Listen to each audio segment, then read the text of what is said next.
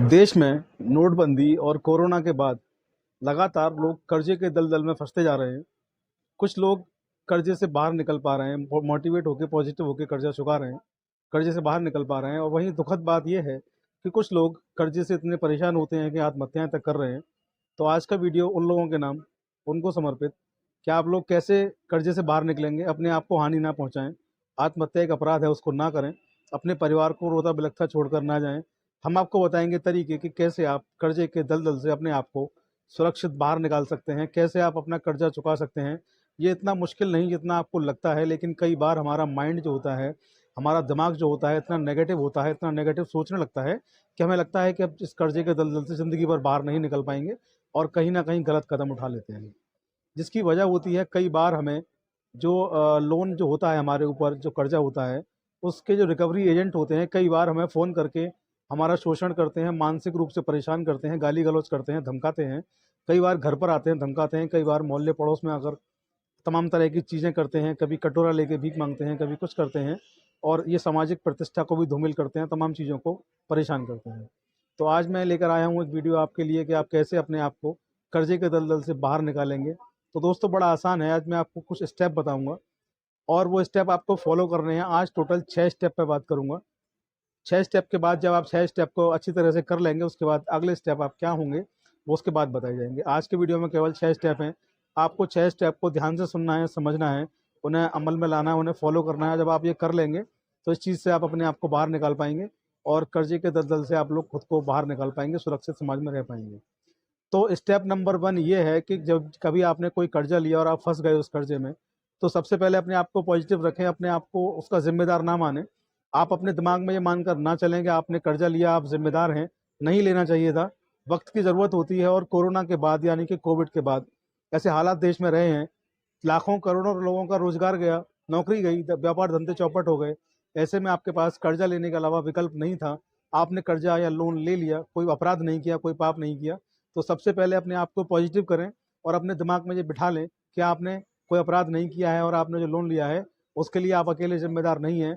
देश के करोड़ों लोगों ने लोन लिया है और आज तो मैं कहूँगा कि शायद ही कोई घर होगा जिसमें लोन ना हो। कोई होम लोन लेता है, कोई कार लोन लेता है, कोई बाइक लोन लेता है, यहाँ तक कि अब लोग मोबाइल लोन भी लेने लगे हैं, मोबाइल भी लोन पर आने लगे हैं। तमाम चीज़ें ईएमआई पर आ रही हैं। तो अपने आप को सबसे पहले जिम्मेदार मानना बंद कर दें।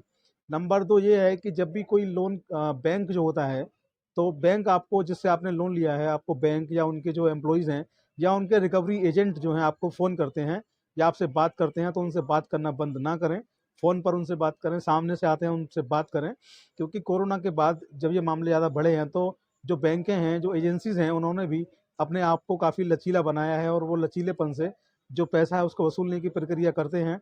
और उस प्रक्रिया में वो आपको, कोई भी आपको धमका नहीं सकता, आपको परेशान नहीं कर सकता।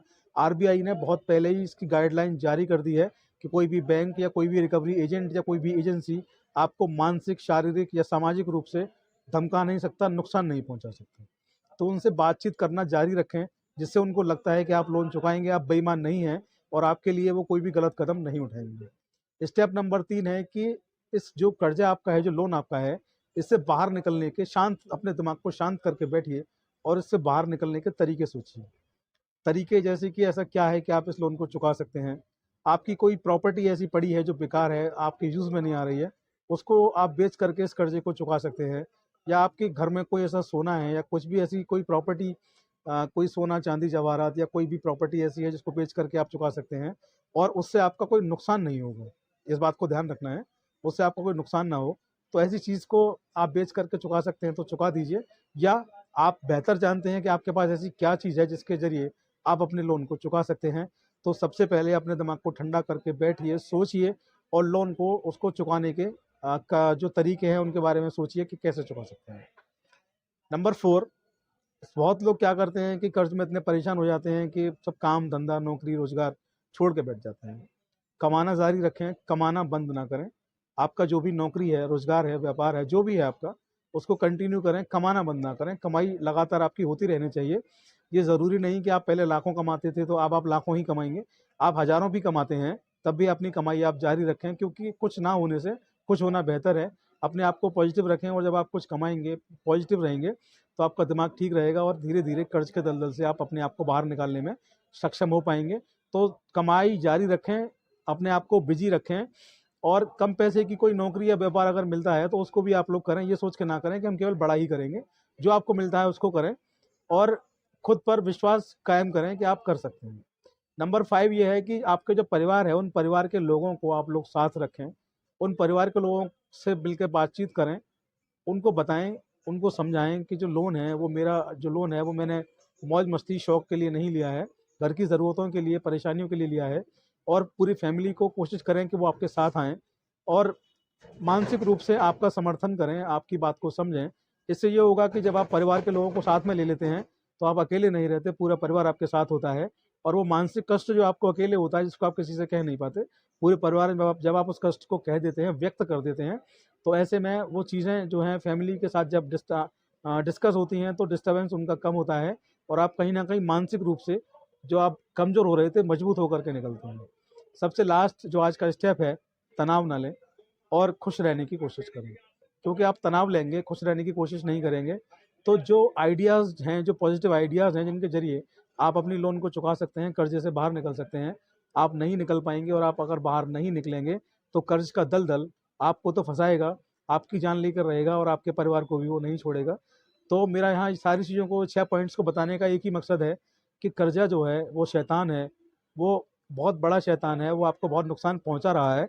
तो सबसे पहले इन 6 स्टेप को फॉलो करें और कोई भी कदम ऐसा ना उठाएं जिससे आपको परेशानी हो, आपके परिवार को परेशानी हो। परिवार को साथ लें, सहयोग लें और इन 6 स्टेप को फॉलो करके कर्ज से बाहर निकलने की कोशिश करें। और मेरा यकीन मानिए, जब इन 6 स्टेप को आप फॉलो कर लेंगे तो आप इस कर्ज के दलदल से बाहर निकल पाएंगे, क्योंकि हमने और भी कुछ लोगों को ऐसे स्टेप बताए हैं, 6 स्टेप, और वो उस कर्ज के दलदल से धीरे धीरे बाहर निकलना शुरू हुए हैं। ऐसे सफल लोगों की कहानी भी एक दिन आपसे शेयर करूँ। तो आज का वीडियो आपको अच्छा लगा हो तो चैनल को सब्सक्राइब कर लें और जो नोटिफिकेशन का बेल है उसको ऑल पर सेलेक्ट कर लें और वीडियोस को मैक्सिमम ज़्यादा से ज़्यादा लोगों तक शेयर करें। और आप लोग बने रहें ऑफिशियल प्रतीक चौधरी के साथ। जल्द मुलाकात होगी नए पॉइंट्स के साथ अगले वीडियो में। जय हिंद, जय भारत, नमस्कार।